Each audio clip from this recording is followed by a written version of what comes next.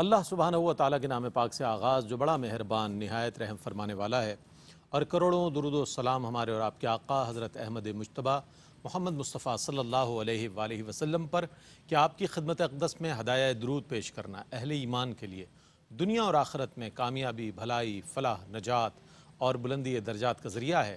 اللہم صلی علی سیدنا و مولانا محمد وعلی آل سیدنا و مولانا محمد وبارک وسلم وصلی علیہ۔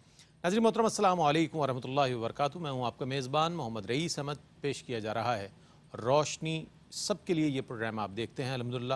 پیر، منگل اور بدھ ہم آپ کی خدمت میں حاضر ہوتے ہیں۔ کل سیرت النبی صلی اللہ علیہ وآلہ وسلم اور ہم اس عنوان پر بہت ہی خوبصورت سوالات کے ساتھ سجایا گیا پروگرام پیش کیا گیا، جس میں بہت عمدہ جوابات آپ تک پہنچے۔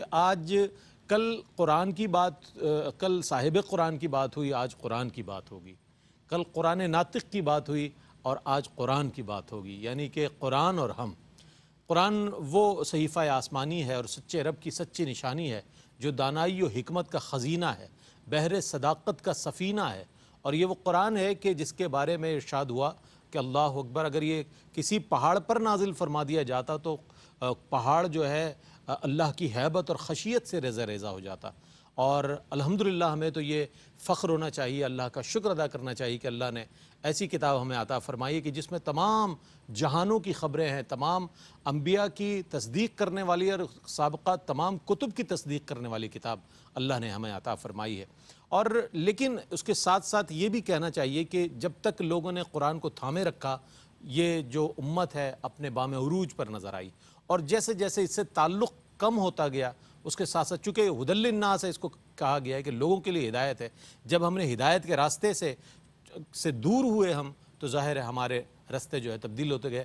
تو آج ہم اس حوالے سے بات کریں گے کہ آیا قرآن کیا ایک رسمی طور پہ ہمارا ایک تعلق ہونا چاہیے قرآن سے کہ ایک ہماری مذہبی کتاب ہے اور آخری الہامی کتاب ہے جو نبی مکرم صلی اللہ علیہ وآلہ وسلم پر نازل ہوئی، یا اس کے ساتھ ایک ہمارا بحیثیت مسلمان وہ تعلق ہونا چاہیے کہ جو نبی مکرم صلی اللہ علیہ وآلہ وسلم اور آپ کے اصحاب اکرام رضوان اللہ تعالی علیہم اجمعین کا رہا، کہ وہ جیسے کل بھی بات ہوئی بہت اچھے انداز میں کہ حضرت سیدنا ابو ہریرہ رضی اللہ تعالیٰ عنہ کے جو معمولات ہیں وہ یہ ہیں کہ وہ رات کے 3 حصے جو ہیں اس میں پہلا حصہ اپنے آرام کے لیے، دوسرا حصہ عبادت الہی کے لیے، اور تیسرا حصہ جو ہے وہ نبی کریم علیہ السلام کی جو احادیث آپ نے سنی ہے اس کو آپ دہرایا کرتے تھے۔ تو کیا قرآن کے ساتھ بھی ہمارا ایسا تعلق ہے؟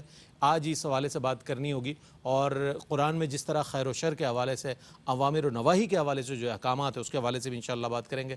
آپ جانتے ہیں کہ الحمدللہ اس پروگرام کو اور ARYQTV کو جید علماء کی ایک ایسی ٹیم میسر ہے کہ جس کا پوری دنیا میں احترام پایا جاتا ہے۔ علامہ مفتی محمد سہیل رضا امجدی صاحب تشریف فرمائے، اور السلام علیکم ورحمۃ اللہ وبرکاتہ۔ اور آپ کے ساتھ تشریف فرمایا علامہ مفتی احسن نوید نیازی صاحب۔ السلام علیکم ورحمۃ اللہ وبرکاتہ۔ وعلیکم السلام ورحمۃ اللہ۔ اچھا حضرت، قرآن کے جو خیر و شر کے جو نظریات ہیں وہ ہماری زندگیوں پر کس حد تک امپلیمنٹ ہوتے ہیں، کیا فرمائیے گا؟ یہ تو ایک واضح اس کے اندر ہمارے لیے چیزیں بتا دی گئی ہیں کہ یہ حلال ہے اور یہ حرام ہے، اس کو ہم نے کس حد تک اپنایا، عملی طور پر اس پر کتنا عمل ہوتا ہے؟ بسم اللہ الرحمن الرحیم، اللہم صلی علی سیدنا و مولانا محمد وعلی آلہ و اصحابہ وبارک وسلم۔ دیکھیں رئیس بھائی، قرآن کریم جو نازل ہوا نا، اس کا بنیادی مقصد یہی تھا، یہی بتانے کے لیے قرآن کریم کا نزول ہوا تھا کہ کیا صحیح ہے، کیا غلط ہے، کیا حق ہے، کیا باطل ہے، اور اسی طریقے سے کیا حلال ہے، کیا حرام ہے، وغیرہ وغیرہ۔ اب جو کچھ بھی کہہ دیں اس میں، اسی ضمن میں بات یہ ہے کہ آج ہم کیا کر رہے ہیں۔ اب قرآن نے کیا کہا؟ حرمت علیکم المیتۃ والدم ولحم الخنزیر وما اہل بغیر اللہ وما اہل بہ لغیر اللہ۔ حرام ہے تم پر مردار، بہتا ہوا خون، خنزیر کا گوشت، اور وہ جانور کے جس کے ذبح کے وقت اللہ کا نام نہ لیا گیا ہو۔ اسی طریقے سے یسألونک ماذا احل لہم قل احل لکم الطیبات۔ اے محبوب، آپ سے یہ پوچھتے ہیں کہ کیا چیز حلال ہے، تو فرمایا کہ ان سے کہہ دیجئے کہ پاکیزہ چیزیں حلال ہیں۔ ایک دوسرے مقام پر یہ بھی فرمایا کہ یا ایہا الذین آمنوا لا تحرموا طیبات ما احل اللہ لکم ولا تعتدوا۔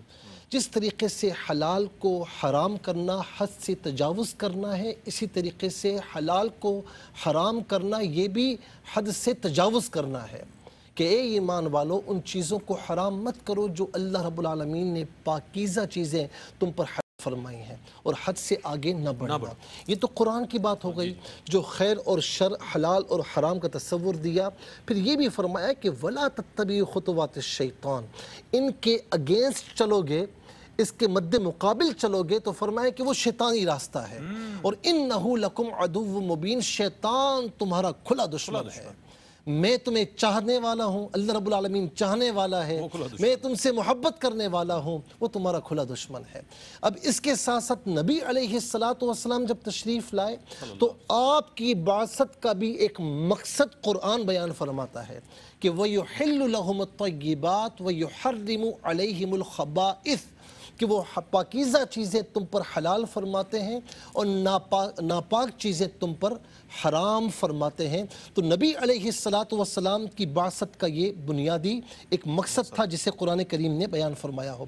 آج کے دور میں ہم دیکھیں ہم کر کیا رہے ہیں، ہم بڑے قرآن کی باتیں کریں گے تو ہم سے زیادہ بات کرنے والا کوئی نہ ہوگا، لیکن آج آپ دیکھیں کہ ہم نے قرآن کے حلال کو کیا حرام نہیں کیا ہے، اتنی آسانی کے ساتھ کر لیا ہے گویا کہ کوئی بات ہی نہیں ہے، کوئی بات ہی نہیں ہے۔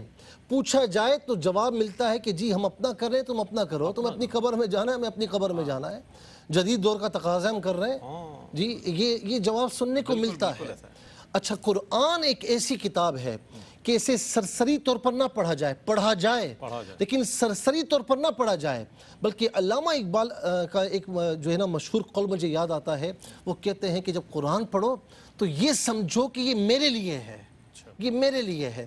اب ذرا سا غور کیجئے، قرآن میں فرمایا کہ احل اللہ البیع وحرم الربا، قرآن نے فرمایا فَإِن لَمْ تَفْعَلُوا فَأَذَنُوا بِحَرْبٍ مِّنَ اللَّهِ وَرَسُولِهِ، واضح احکامات کہ بیع حلال ہے، سود حرام ہے۔ آج اگر ہم سود کا لین دین کر رہے ہیں تو قرآن پڑھتے ہوئے سوچو کہ یہ آیت کریمہ میرے لیے نہیں ہے۔ اگر تم نے سود کو نہیں چھوڑا تو پھر تیار ہو جاؤ اللہ اور اس کے رسول سے جنگ کرنے کے لیے، تو کیا یہ ہمارے لیے نہیں ہے؟ اسی طریقے سے بات کو تھوڑا سا اور آگے بڑھائیے، رشوت کا معاملہ ہے۔ قرآن پڑھتے ہوئے یہ سوچیں وَتُدْلُوا بِهَا إِلَى الْحُكَّامِ لِتَأْكُلُوا فَرِيقًا مِّنْ أَمْوَالِ النَّاسِ، کہ یہ رشوت کا جو بیان جاری ہے کیا یہ میرے لیے نہیں ہے کہ آج میں رشوت کا لین دین کروں گا تو یہ وعید میرے لیے نہیں ہوگی؟ اسی طریقے سے غیبت کا معاملہ ہے، وَلَا يَغْتَبْ بَعْضُكُمْ بَعْضًا، برے گمان کا معاملہ ہے، یا ایھا الذین آمنوا اجتنبوا کثیرا من الظن، اسی طریقے سے ناپ تول میں کمی کا معاملہ ہے، وَيْلٌ لِّلْمُطَفِّفِينَ الذین اذا اکتالوا علی الناس یستوفون، اور اسی طریقے سے بات کو آگے بڑھائیں وَيْلٌ لِّكُلِّ ہُمَزَةٍ لُمَزَةٍ، چغل خوری۔ اس طریقے سے آپ کئی امثال قرآن سے دے سکتے ہیں۔ وجہ یہ ہے ہمارے یعنی ہمیں کوئی اثر کیوں نہیں ہوتا، اس لیے قرآن پڑھتے نہیں، اگر پڑھتے بھی ہیں سرسری طور پر پڑھتے ہیں، اور قرآن کا جو مقصد تھا کہ ہمیں حلال اور حرام کی تمیز سکھائے، ہمیں زندگی گزارنے کا ڈھنگ سکھائے، ہم نے قرآن سے کبھی پوچھنے کی کوشش کی ہی نہیں، ہم نے قرآن سے کبھی دریافت کرنے کی کوشش کی ہی نہیں۔ اسی لیے ایک شاعر نے بڑی پیاری بات کہی، وہ کہتے ہیں کہ وہ جنس نہیں ہے جسے لے آئے دکان فلسفہ سے، وہ جنس نہیں، یہ ہدایت، یہ سارے خیر اور شر کے تصور جو ہیں، فرمائے ایسی چیز نہیں ہے فلسفے کی دکان سے لے آئے۔ فرماتے ہیں کہ ڈھونڈنے سے ملے گی قاری کو قرآن کے سپاروں میں۔ اور میں یہاں پر ایک بات یہ بھی کروں گا کہ حضور نبی کریم صلی اللہ علیہ وسلم کی حدیث پاک ہے، کیونکہ آج جو ہم کر رہے ہیں نا، اس سے ایک اصطلاح میں تلاعب بالقرآن کہتے ہیں، قرآن سے کھیل رہے ہیں۔ یعنی ہم مسلمان ہیں، قرآن کو مانتے ہیں، تو بھائی جب قرآن کو مانتے ہیں تو اس کی مانتے کیوں نہیں؟ قرآن کی کیوں نہیں مانتے؟ جی، اس پر عمل پیرا کیوں نہیں ہوتے؟ ہم تلاعب بالقرآن کر رہے ہیں، قرآن سے کھیل کر رہے ہیں۔ تو اسی لیے حدیث پاک میں میرے نبی علیہ السلام نے فرمایا کہ لا یؤمن احدکم حتی یکون ہواہ تبعا لما جئت بہ، فرمایا کہ اس کا ایمان مکمل ہو نہیں سکتا جب تک کہ وہ اپنی خواہشات کو اس چیز کے تابع نہ کر لے جو میں لے کر آیا ہوں۔ اور امام غزالی کی آخری بات میں کروں گا کہ فرماتے ہیں احیاء العلوم میں کہ بعض عارفین نے یہ نقل کیا، کتنے قرآن پڑھنے والے ایسے ہیں کہ جنہیں سوائے لعنت کے کچھ نہیں حاصل ہوتا، اللہ اکبر اللہ، کتنی چیزوں پر نافذ العمل کیا جا سکتا ہے قرآن کے احکامات کو. تو قرآن تو واضح ہدایات دے رہا ہے، کھلا دشمن قرار دے رہا ہے شیطان کو، اور اللہ چاہتا ہے، اللہ کی منشا یہ ہے کہ یہ جو بندہ ہے یہ نیک راستے پر آ جائے. اسی لیے تمام احکامات کو واضح طور پر ہمارے لیے آج سے 1450 سال پہلے تقریباً نازل فرما دیا گیا ہے. یہ الگ بات ہے کہ ہم اس کی اہمیت کو، اس کی فضیلت کو نہ جان سکیں اور اس پر عمل نہ کر سکیں. اس حوالے سے مزید بات کریں گے، اور بہت اہم سوال میرے پاس ایک موجود ہے انشاءاللہ، وہ پیش کروں گا. مفتی صاحب تشریف فرمائے، حاضر ہوتے ہیں ایک وقفے کے بعد، ہمارے ساتھ رہیے گا. ناظرین، آپ کا خیر مقدم ہے قرآن، اور ہم آج موضوع ہے اور بہت ہی عمدہ انداز میں بڑی صراحت کے ساتھ قبلہ مفتی سہیل رضا امجدی صاحب اپنے جواب کو مکمل فرما رہے تھے. اور آج ہم یہ بات تو ضرور سنتے اور دیکھتے نظر آتے ہیں اور کہتے نظر آتے ہیں کہ جناب قرآن کی بالادستی ہونی چاہیے، سنت کی بالادستی ہونی چاہیے. یہ دعوے سب اپنی جگہ، لیکن اس قرآن پر عمل تو درکنار. ہم تو یہ بھی میں سمجھتا ہوں کہ نہ جان سکے آج تک کہ قرآن کہنا کیا چاہ رہا ہے اور قرآن ہم سے کس طرح مخاطب ہے. کیا فرمائیے گا؟ بسم اللہ الرحمن الرحیم. صلی اللہ علیہ حبیبی سیدنا و مولانا محمد وعلی آلہ وصحبہ وبارک وسلم.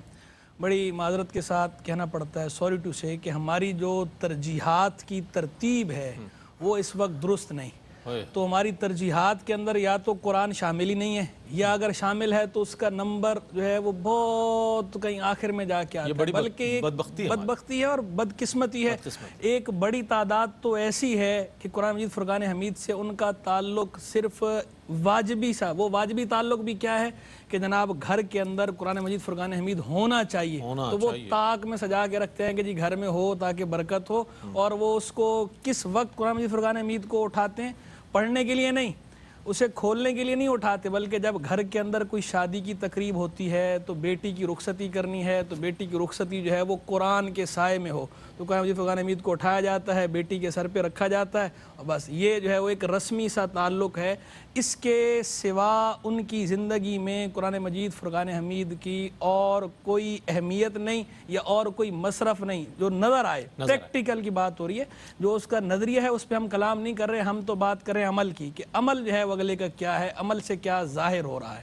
حالانکہ قرآن مجید فرقان حمید کے نزول کا مقصد اصلی کیا تھا؟ ہدایت. قرآن جو ہے وہ ہدی للناس فرماتا ہے اپنے آپ کو، ہدی للمتقین فرماتا ہے. قد جاءکم من اللہ نور و کتاب مبین تبارک الذی نزل الفرقان علی عبدہ لیکون للعالمین نذیرا.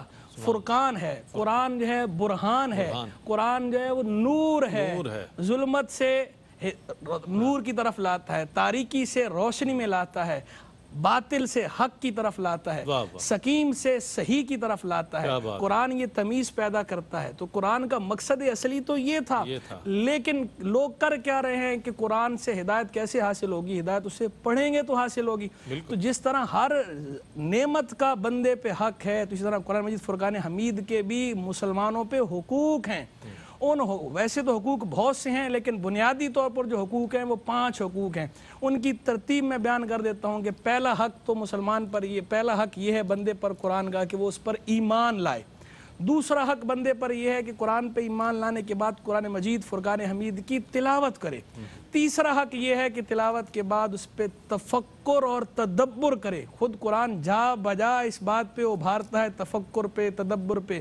جگہ جگہ قرآن فرقان میں فرمایا گیا فلا یتدبرون القرآن، کہ یہ قرآن میں غور نہیں کرتے. اور ایک جگہ تو بڑے جو ہے وہ شگاف الفاظ میں یہ فرمایا فلا یتدبرون القرآن ام علی قلوب اقفالها، کیا یہ قرآن میں غور نہیں کرتے یا ان کے دلوں پہ تالے لگے ہوئے ہیں؟ یعنی جو ہے کیسے جو ہے وہ ابھارا جا رہا ہے، جھنجھوڑا جا رہا ہے زجر والے انداز میں، توبیخ والے انداز میں، تاکہ اگلا عبرت حاصل کرے، ڈرے، اسے کھول کے پڑھے، پڑھ کر اس سے عبرت حاصل کرے، اس سے ہدایت حاصل کرے، پھر اس پہ اپنی زندگی میں نافذ کرے. تو تیسرا حق تھا یہ تفکر اور تدبر. چوتھا حق جو ہے تفکر اور تدبر کے بعد عمل بالقرآن، قرآن پہ عمل کرنا. اور پھر 5واں حق ہے کہ عمل کرنے کے بعد اس کی تبلیغ اور تبیین، دوسروں تک پہنچانا. تو یہ بنیادی طور پر قرآن مجید فرقان حمید کے 5 حق ہیں، تو ہمیں نظر یہ آتا ہے کہ جو پہلا حق ہے وہ تو عام طور پر لوگ یوں ادا کرتے ہیں کہ مسلمان گھرانے میں پیدا ہو گئے تو قرآن پہ ایمان لے آئے، تو وہ ایمان تو لے آئے وہ، لیکن جو اگلا حق ہے اس کی تلاوت کرنا ایک بہت بڑی تعداد ہے جو ہمیں سیاری نظر آتی ہے۔ پھر جو ہے وہ جو اس سے اگلا حق ہے تو ایک بہت بڑی تعداد وہ ہے کہ جو تلاوت تو کرتی ہے لیکن تفکر اور تدبر سے آ رہی ہے۔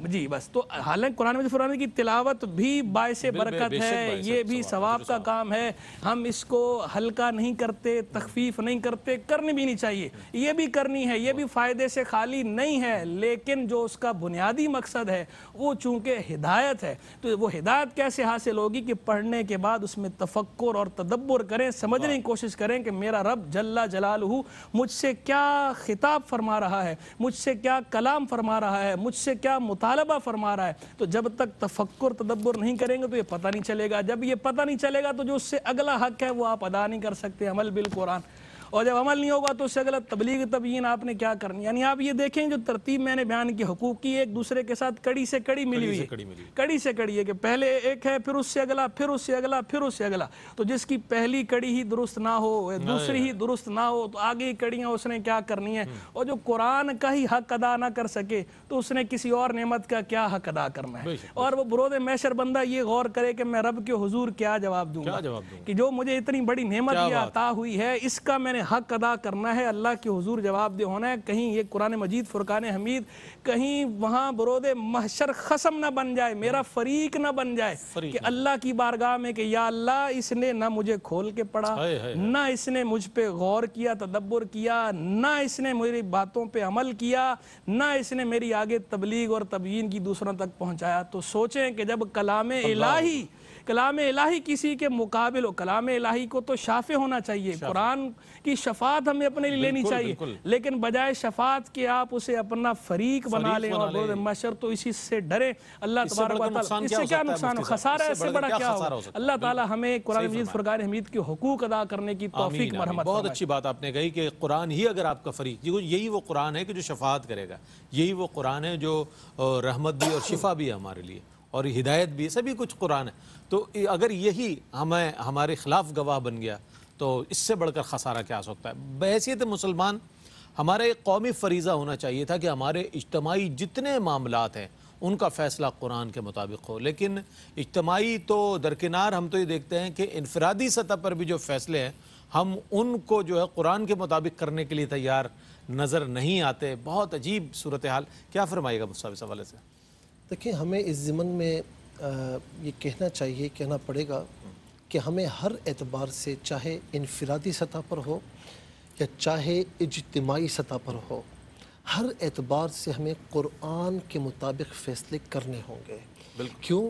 قرآن میں ہے کہ ان الحکم الا للہ، کیا بات، فیصلہ فقط اللہ کا ہے، فیصلہ فقط اللہ کا، ٹھیک ہے نا، اور اس کے بعد فیصلہ نبی کا ہے، اور پھر اس کے بعد ان کے فیصلے ہیں جو اللہ اور اس کے رسول علیہ السلام کے فیصلوں کے مطابق ہوں۔ ہم یہاں پر ہم دیکھتے ہیں کہ پارلیمنٹ سطح پر ہو یا جو ہے وہ سینٹ کے سطح پر ہو یا تھنک ٹینک کی سطح پر ہو یا عدالتی سطح پر ہو، کسی سطح پر بھی کہنے کو تو قرآن کا قانون نافذ ہے، آئین میں قرآن کی سپریمیسی شامل ہے، اور حلف اٹھانے والا یہ حلف اٹھاتا ہے کہ اس کے خلاف کوئی فیصلہ نہیں ہوگا، لیکن بات وہیں پر آتی ہے کہ چونکہ ہم معاملات کو ہلکے میں لیتے ہیں، معاملات کو سرسری طور پر لیتے ہیں، جی ہماری پریورٹی یہ کہ کیا ہے کہ ہمارا گھر بھر جائے، ہمارا ذاتی فائدہ نکل آئے، امت کا کوئی فائدہ نہ نکلے، تو اسی لیے ہم پھر پارلیمنٹ میں ہوں یا سینٹ کی سطح پر ہوں یا عدالتی، ہر اعتبار سے جب فیصلے قرآن و سنت کے مطابق نہیں ہوتے تو پھر آج ہم نتیجہ دیکھ لیں کہ نتیجہ کیا ہے۔ کہ میں نے ایک جگہ پڑھا کہ ایک بیچاری خاتون تھی، وراثت کا کیس تھا، جب اس کے حق میں فیصلہ آیا تو اس کو انتقال کیے ہوئے 10 برس گزر چکے تھے، الامان والحفیظ، تو جہاں پر ظلم ہوگا شریعت شریعت کے مطابق قرآن و سنت کے مطابق فیصلے نہیں ہوں گے، وہاں پر اطمینان ہو، وہاں سکون ہو، بے اطمینانی نہ ہو، یہ ہو نہیں سکتا۔ پھر ہم کہیں گے کہ مولا تو ہماری دعائیں قبول کیوں نہیں فرماتا؟ مولا ہمارے نیک لوگ تیری بارگاہ میں دعا کر رہے ہیں، اس وقت بھی ہم یہی کہتے نظر آتے ہیں نا۔ ہماری سوچ قرآن کے مطابق نہیں ہے، ہمارے یعنی کسی سطح پر بھی، اعلیٰ سطح پر بھی فیصلے قرآن و سنت کے مطابق نہیں ہے، تو پھر ہم کیسے شکوہ شکایت کریں کہ یہ ہمارے ساتھ کیوں ہو رہا ہے؟ پھر ہم یہ کیوں کہیں کہ مولا ہمارے نیک لوگ تجھ سے دعا کرتے ہیں، دعا قبول کیوں نہیں ہو رہی؟ اس سے ہمیں نجات کیوں نہیں مل رہی؟ کیسے ملے گی؟ اور میں اکثر کہتا ہوں کہ ہم رات میں آذان بڑی آسانی سے دیتے ہیں لیکن نمازیں نہیں پڑھتے، ہم دعائیں بڑی آسانی سے مانگتے ہیں، نمازیں نہیں پڑھتے۔ اس کو ناراض کر کر کے ہم کہیں کہ مولا تو راضی ہو جا، تو پھر ایسا نہیں چلے گا، ٹھیک ہے؟ اچھا اور تو اور چھوڑیے، ہم انفرادی سطح پر ہم دیکھ لیں اپنے آپ کو دیکھ لیں، ہمارا بزنس کیا قرآن کے مطابق ہے؟ قرآن کے حکم کے مطابق ہے؟ اچھا ہماری ملازمتیں قرآن کے حکم کے مطابق ہیں؟ اگر ہم گھر میں رہتے ہیں تو کیا والدین کے معاملات میں، بیوی کے معاملات میں، یا شوہر بیوی کے حقوق کے معاملات میں، یا اولاد کے معاملات میں، بہن بھائیوں یا رشتہ داروں کے معاملات میں، دوست احبہ کے معاملات میں، پڑوسیوں کے معاملات میں، کیا ہمارے فیصلے، ہمارے معاملات قرآن کے مطابق ہیں؟ نہیں نظر آتے۔ تو پھر شکوہ شکایت کس بات کا ہے میرے بھائی؟ حضور نبی کریم علیہ السلام نے فرما دیا، جیسا قبلہ مفتی صاحب نے بھی فرمایا نا، فرما دیا کہ القرآن شافع و مشفع وما حل به مصدق، شافع بھی مشفع بھی ہے، لیکن جو یہ بات کہے گا اس کی تصدیق بھی کی جائے گی، اللہ کی بارگاہ میں شکوہ کرے گا۔ یہ بھی فرمایا میرے مصطفیٰ علیہ السلام نے کہ القرآن حجت لکا او علیکا، قرآن یہ تیرے لیے حجت بن جائے گی یا تیرے خلاف حجت بن جائے گی۔ تو ذرا ہمیں سوچنا ہوگا نا کہ ہم کیا کر رہے ہیں۔ خلفائے راشدین کو دیکھ لیں، حضور نبی کریم صلی اللہ علیہ وسلم کی پیاری زندگی دیکھ لیں، خلفائے راشدین کے جتنے ادوار ہیں آپ دیکھ لیں کہ کوئی فیصلہ قرآن و سنت کے مخالف نہیں ہوا۔ کیوں؟ اس لیے کہ وہ حکمران ہونے کے ساتھ، سربراہ ہونے کے ساتھ اسلامی لیڈر بھی تھے، فیصلہ کرنے سے پہلے سوچتے تھے یہ قرآن کے مطابق ہے یا نہیں تو لات مارتے تھے، قرآن کے مطابق ہے، چاہے کتنی مشکلات کیوں نہ ہوں، کسی کا دباؤ کیوں نہ ہو، اس پر عمل کرنے میں تاخیر نہیں کیا کرتے تھے۔ میں ایک بات کہتا ہوں، حضور نبی کریم صلی اللہ علیہ وسلم کے زمانے مبارکہ میں چوری ہوئی تھی، وہ فاطمہ بنت اسد نے چوری کی تھی، تو آپ نے کیا فرمایا تھا؟ وہ بڑا معزز قبیلہ تھا نا، بڑا بااثر قبیلہ تھا، فرمایا اس کی جگہ وہ بھی ہوتی تو میں اتنا چھوڑتا، اپنی بیٹی کا نام آپ کے ادب کو میں سلام پیش کرتا ہوں کہ آپ نے اس روایت میں سیدہ کائنات کا نام استعمال نہیں کیا۔ اللہ تعالیٰ آپ کے درجات بلند فرمائے۔ ان کے قدموں کی خاک، یہ ادب علماء کا، اس کی خاک ہم اس کے برابر سوچ بھی نہیں سکتے۔ تو کیا فرمایا؟ اپنی اولاد کی طرف نسبت کی۔ اچھا حضرت عمر رضی اللہ تعالیٰ عنہ نے ایک مرتبہ کہا کہ عورتوں کا مہر زیادہ نہیں ہونا چاہیے، بس ایک حد، ایک لیمٹ ہونی چاہیے۔ ایک خاتون کھڑی ہوئی، کہا کہ آپ کیسی بات کر رہے ہیں، جو قرآن نے مقرر نہیں کیا حد، میرے رسول نے، آپ کون ہوتے ہیں؟ تو برملا فرمایا کہ عمر غلط کہہ رہا ہے، یہ خاتون صحیح کہہ رہی ہے۔ تو اسی لیے اللہ تبارک و تعالی نے عروج عطا فرمایا، ان کے کوئی فیصلے قرآن سے متصادم نہیں تھے، قرآن کے مطابق تھے۔ یہی وجہ ہے کہ اللہ رب العالمین نے عروج عطا فرمایا۔ آج آپ دیکھ لیں، سب کچھ ہونے کے باوجود ذلت بھی ہے، رسوائی بھی ہے، کیوں نہ ہو؟ فرمایا کہ وہ زمانے میں معزز تھے مسلمان ہو کر، اور ہم خوار ہوئے تارک قرآن ہو کر۔ حقیقت یہی ہے کہ قرآن سے جب رابطہ ٹوٹ گیا ہمارا، یا ہم نے دوری اختیار کر لی قرآن سے، تو پھر قرآن کی ہدایات سے اور تعلیمات سے دور ہو گئے، پھر اپنی من پسند زندگی گزاری، اور اس کے بعد یہ جو ذلت اور خواری ہے، یہ جو انحطاط ہے امت مسلمہ کا، یہ کسی سے پوشیدہ نہیں ہے۔ آپ اور ہم سب جانتے ہیں کہ اس وقت کیا صورتحال ہے۔ ایک وقفہ ہے، وقفے کے بعد لوٹتے ہیں، مجھے امید ہے آپ کو ہمارے ساتھ رہے۔ ناظرین، آپ کا خیر مقدم ہے۔ قرآن کے حوالے سے جب بات ہو نا، تو ایسا محسوس ہوتا ہے کہ واقعتاً جیسے ہماری زندگیاں اسکین ہو رہی ہیں کہ قرآن کیا کہہ رہا ہے، ہم کیا کر رہے ہیں۔ ہمارے اجتماعی فیصلے قرآن سے متصادم نظر آتے ہیں، انفرادی فیصلے قرآن سے متصادم نظر آتے ہیں، خیر و برکت کی ہم دعائیں کر رہے ہوتے ہیں، بیٹی جب رخصت ہوتی ہے اس کے اثر پر رکھ دیا جاتا ہے قرآن برکت کے لیے، کب قسم کھانی ہو تو قرآن آ جاتا ہے، فال نکالنا ہو تو قرآن آ جاتا ہے۔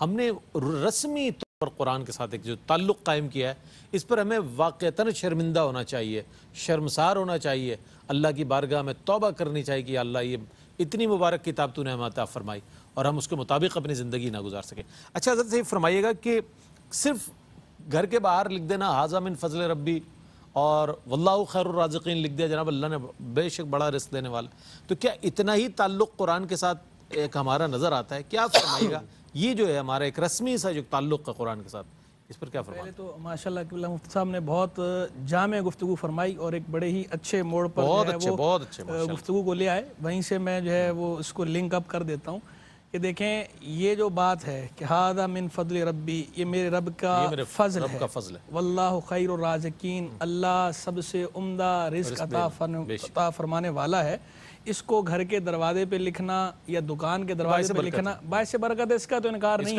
ہے، لیکن میں کہتا ہوں کہ آپ اس پہ غور کریں کہ یہ جس دکان کے باہر آپ لکھ رہے ہیں یہ دکان آپ نے حاصل کیسے کی ہے؟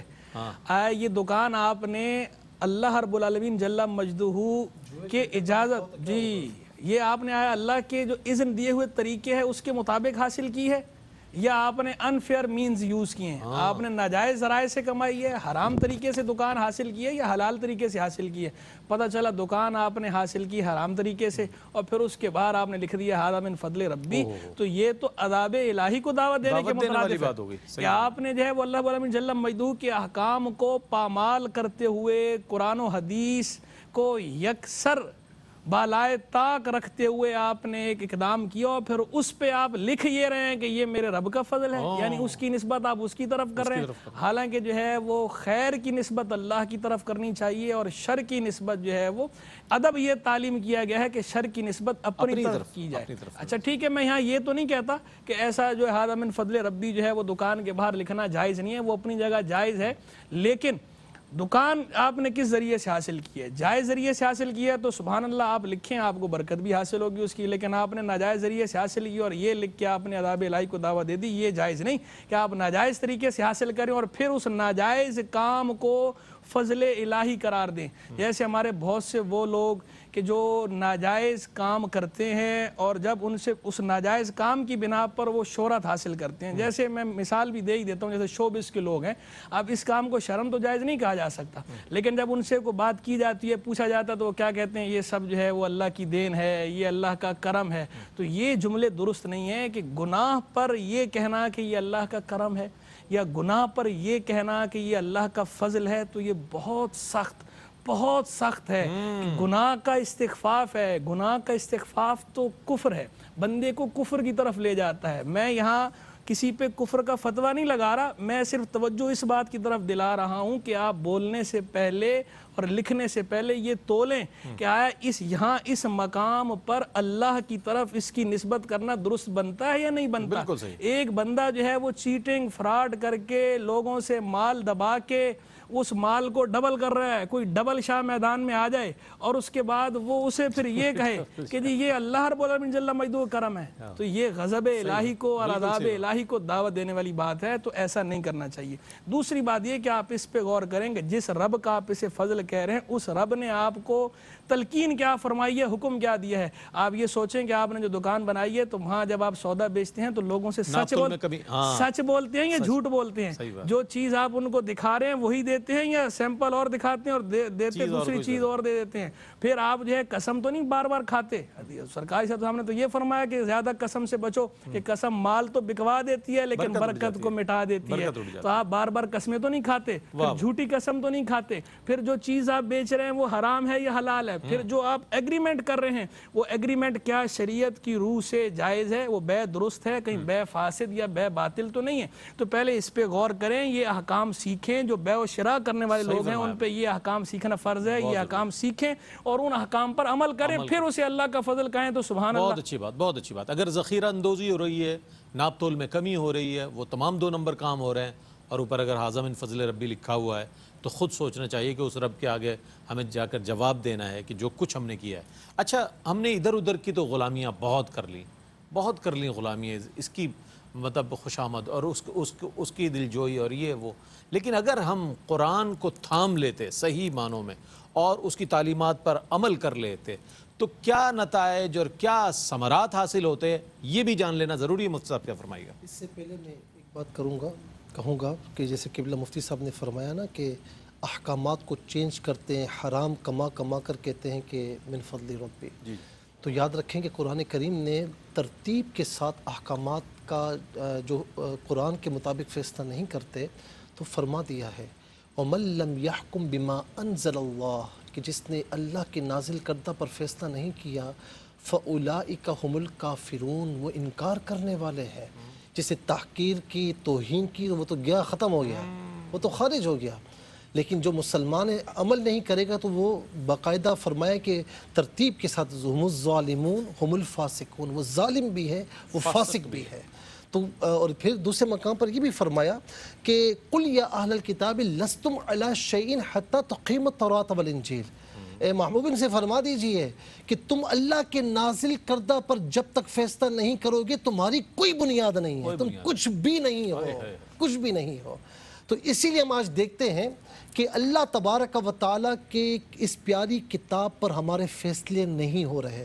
ہم نے ہر چیز میں نفسا نفسی کر لیا۔ کوئی پوچھے تو کہتے ہیں وقت کا تقاضا ہے، تھوڑے میں کیا ہو جاتا ہے یار، تھوڑا بہت کر کے توبہ اللہ کر لیں گے، حج کر لیں گے، نمازیں پڑھ لیں گے، یہ معاف نہیں ہوگا، یہ معاف نہیں ہوگا۔ اور پھر ہمیں حدیث پاک میں نظر آتا ہے، فرمایا کہ ان اللہ یرفع بِهَذَا الْكِتَابِ أَقْوَامًا وَيَدَعُ بِهِ آخَرِينَ، اسی کتاب کے ذریعے اللہ تعالیٰ کسی قوم کو بلندی عطا فرماتا ہے، اور اسی کتاب کی تحقیر کرنے پر، اس کی توہین کرنے پر، اس کے احکامات کو پس پش ڈالنے پر اللہ رب العالمین پست بھی فرما دیتا ہے، نیست و نابود بھی فرما دیتا ہے۔ قرآن سے اعراض کیا، قرآن والے سے اعراض کیا، تو آج آپ دیکھیں کہ یہ ذلت اور رسوائی کم ہے کہ ہم اپنے ہاتھوں کو پھیلائے ہوئے در در کی ٹھوکریں کھاتے ہیں۔ میں کل رپورٹ پڑھ رہا تھا کہ 1960 میں پاکستان کے ایک شہر کراچی کا یہ عالم تھا کہ بڑی برکتیں تھی، لوگ دور دور سے یہاں پر جو ہے انٹرٹین ہونے کے لیے آتے، سیاحت کا مرکز تھا، ہر چیز اویلیبل تھی۔ آخر کیا ہوا کہ جدید دور میں بجائے ترقی کرنے کے ہم پیچھے کی طرف چلے گئے۔ آج ترقیاں اوروں نے اٹھا لی، اس کی وجہ یہ ہے کہ ہم نے قرآن کے مطابق فیصلے کرنے چھوڑ دیے، ہمارے ہاتھوں میں کچھ نہ رہا۔